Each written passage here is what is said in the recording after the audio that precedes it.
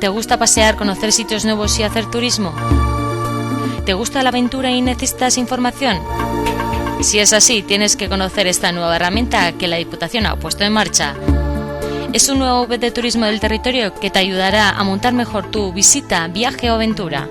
La Puerta Virtual al Mundo. Es la nueva puerta virtual al mundo que ha puesto en marcha la Diputación de Vizcaya. Se trata de un portal de turismo totalmente innovador que te informa de todas las novedades relacionadas con el turismo de tu territorio.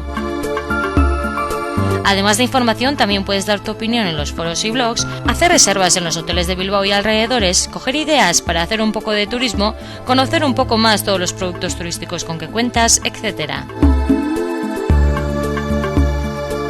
Se trata de un web repletito de opciones para que no te pierdas por Vizcaya y puedas conocer hasta los sitios más curiosos y escondidos de tu provincia.